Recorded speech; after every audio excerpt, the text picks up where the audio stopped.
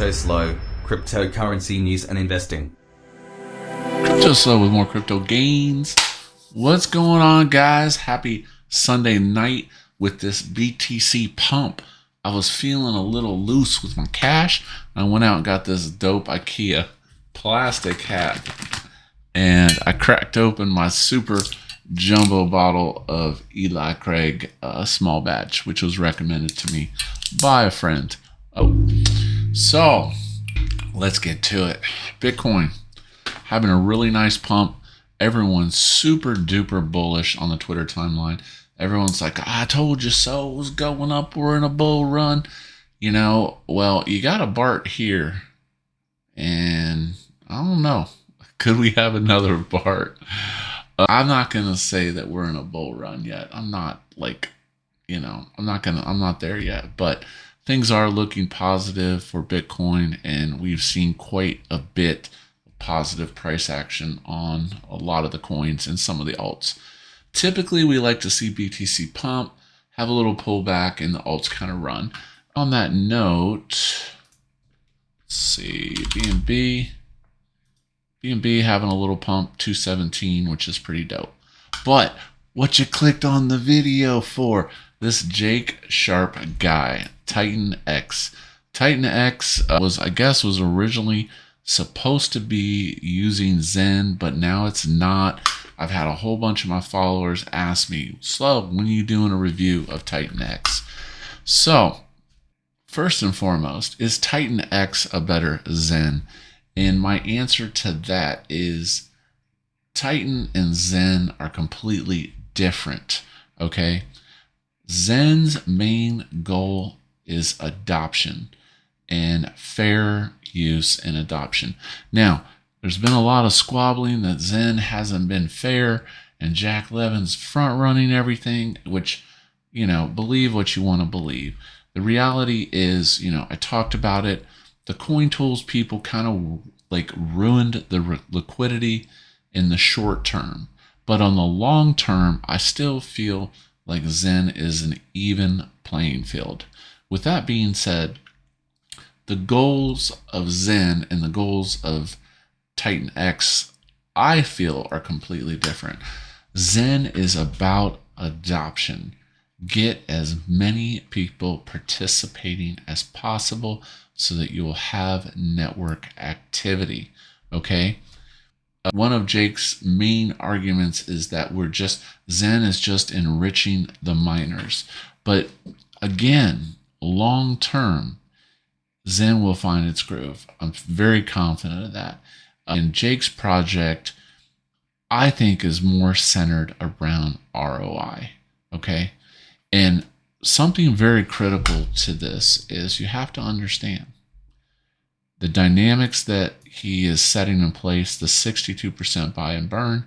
So in essence, you go into the lobby, you get some coins. The liquidity starts with 100 billion and 8 ETH. Well, number one, you're going to have to, I'm wondering what kind of anti-whale techniques are going to be in play at the beginning of this, because the MEV bots, as always, will try to scoop up these coins.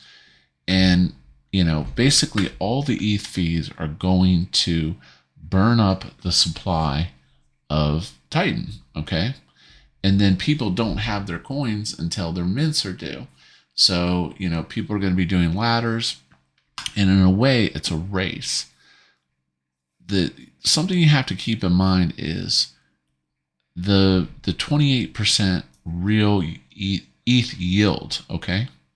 That, in my opinion, is not going to outpace selling and dumping your coins into the liquidity pump. So, in some ways, I feel like this is kind of, and it's not being insulting, sort of repackaged DXN, okay? And who made the money in the DXN? The people early made hundreds of thousands of dollars by dumping the DXN onto the retail. And now DXN is completely crushed. As I said in the beginning, the tokenomics were very simplistic on DXN. And basically the whales came in, got the coins, and dumped on retail. And then all the retail people participating were left holding the bag. Okay. And then they're like, well, it's still paying yield, but they made hundreds of thousands of dollars in a very short period of time. So same concept here, but think of Titan is DXN. Okay. But so the fundamentals are that all the fees are pumping Titan, which I agree. So the most simplistic game theory is that there is a race to liquidity, and that means a race to sell your coins into the pump as fast as possible. So you have the bots and stuff that could snipe when this releases, and then you have the race of the people that set up ladders. Now, as far as strategies, well, there's a bazillion different strategies. Day one, you could set up all your ladders, and then you decide how much of the coins you hold versus how many you sell. But I like it. But again, timing will be critical of when you exit this, because the real money is going to be made by selling Titan. That's what I think. So anything that buys into that. Now, if everyone plays the game, stakes their coins, gets the yield, at some point people are going to sell. So that is my thoughts on Titan. I mean, there's really not a ton of strategies. Something else to think about too is MEX. The MEX wallets, if you've been following Zen and anything related to it, go bananas. So I would not expect this to be any different. That MEX wallets will probably ape very hard and be one of the whales in this project. So again, on the surface, it sounds good. It's kind of got a Luna. It's like DXN blended with Luna to pump the coin. But that puts a big target on the liquidity. So I'm not fudding it. I'm just saying timing will be critical to making your money, because the way this is being presented, it's all about the ROI. So, even though the yield's there, you're going to have some dips. It's going to be interesting to see how it plays out. Am I going to go into it? I'll probably throw a little at it. I want to participate. I'm not going to go crazy, because I do think there's going to be some ETH whales playing this. And usually when that happens, it's challenging to make money. But I do think you could possibly make some money on this. It's just you're going to have to time it right. But I do think the token price appreciation is going to massively outpace the yield that you get on ETH. And that's just my opinion, but we'll see how it plays out.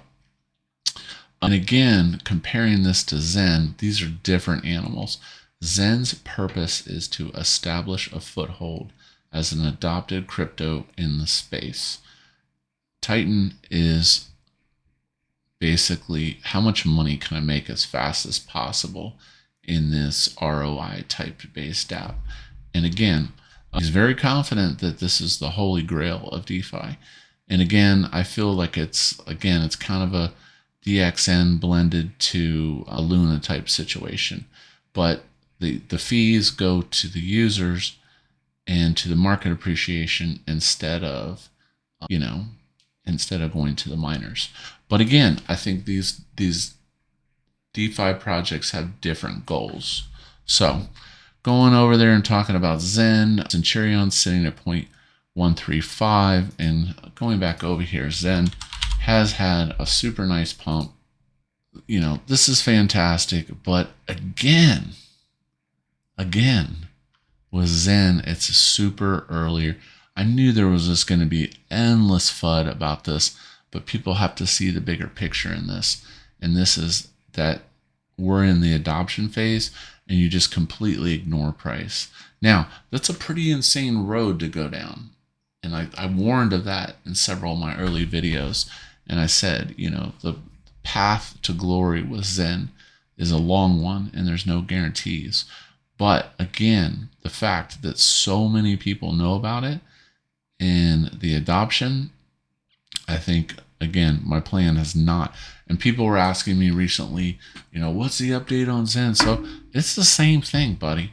I'm accumulating Centurions monthly. So at the end of that max 400 days, I have coins coming in every month. And these things are dirt cheap. We have had some low, like there, 7 Gui, super low. It's a great opportunity. Now, is that cheaper than going on Blur and just picking up a Zen? It varies. At least you don't have to worry about your wallet getting stuck if you buy one of the ones that's already out there. So again, everyone's been attacking Jack, and Jack's building. Like, it blows my mind that people are attacking him, saying, oh, he's building this, he's building that. And, again, he's a builder. That's amazing. We want him to keep building, keep improving, and connecting this all together. And the vision, if the vision was released all at once, the participation would probably be lower because people would try to analyze what the next step is. So in some ways, I think Jack keeps a lot of this under wraps as the Zen ecosystem evolves, so that participation levels are high.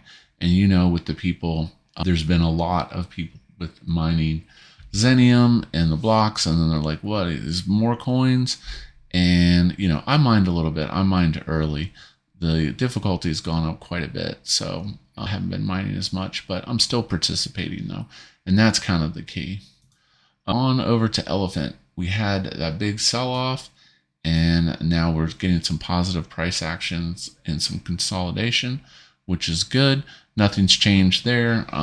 Still do my weekly DCA, and like I said, BNB is kind of on the move, so I'm just kind of keeping that rolling. Futures, obviously still paying, totally awesome, sitting around 400 million market cap. On to grapes, sitting at 0.57. We got the grape IGO coming up, and like I said, I am participating, and I have golden tickets, which if you're in my Telegram, if you wanted a golden ticket, you could sign up, and I would give the first come first serve golden tickets. But I guess the max for one golden ticket is 0.3 ETH, market cap 40 to 45 million, puts it around 2 cents, 2.25 cents per grape coin. Now, if you don't understand grapes, I've been talking about this project, and basically they're Web3 gaming. They have the NFTs, they're having the coin launch. It's completely fire. And they have an airdrop. So if you own a grape, you're going to get some free coins as well outside of the initial grape offering IGO. So grapes continuing to build. They updated their website, and there's going to be,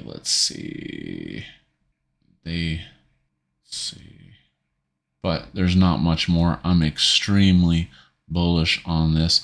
Like I said, I think I'm working my way to building a million to multi-million-dollar position in this project, because I think in the full bull, this is just going to absolutely kill it, assuming there's no catastrophic events or anything like that, as long as they keep building. On to Sats, pumping like a mug. So Sats pumping off the charts, really nice price action. We had some consolidation. Again, as I said, ignore all the price action on this. Diluted market cap is $50 million, okay? So I've talked about this at $1 billion market cap. This is a 20 plus X. It's a no-brainer, assuming there's not some huge protocol. There is risk to this, and that is that something would happen to the BRC20 protocol, which I know there's been a lot of squabbling in the BTC community, but we'll see. And again, I'm ignoring all this price action. This is basically anything under the next 0 or 2 it's a continued DCA, as I'm basically thinking, this is an accumulation phase for Sats, because this price action is just going to be stupid ridiculous in the bull, assuming this keeps going. And there's actually a Twitter account now on this that does a lot of pump tweets, which is good. They're expanding, so that's nice to see. Looking over at PulseStrip launched. I told you I had a little bit in there, and I had a faucet. I participated, and you know what? It's not working out. It's working out pretty well. I actually, like I said, I just wanted to participate, and it's not doing too bad. I'm not going to overly shill this. Liquidity is looking good, and I'm just compounding right now. I really don't care much about it, but it just gets me a little loose cash over on PulseChain, because when I stated I really don't talk about it too much, I had some of my PRCs from the airdrop, and I basically just bootstrap stuff. But I mean, liquidity still looks good, and I don't need them. I don't need it, so I'm just going to continue to compound for now. Sugartown revealed, which is kind of dope, and sitting at about 0.26. I originally got a handful of these for like 0.07. So I'm up considerably in profit. They had their game release, and I guess they're going to have their final game release here come soon, where everyone can play the first game that they dropped, which, let's see, where was Sugartown? So Sugartown released a game which was similar to like some Geo game or something I've seen in the iPhone store and stuff. But Sugartown is basically about gaming. And, I've talked about this. I've actually been doing quite a bit of research lately. I am aggressively trying to accumulate quality gaming projects as fast as possible. So we'll see about that. So anyways, that is the update for today. Like I said, things looking pretty good. We got TitanX. Oh, and then on a side note, Zenify. I'm keeping an eye on that. I know we talked about that, and I mined it pretty hard, and I'm hoping it has a pretty good payout. But supposedly they're going to link all the chains together, and you're going to be able to bridge all the Zens across on some new protocols. So that was a Zenify update. So that should be pretty dope as well. So hope you enjoyed tonight's video as we get prepared for the week. This is Cryptoslo. If you're not talking gains, then we're not talking.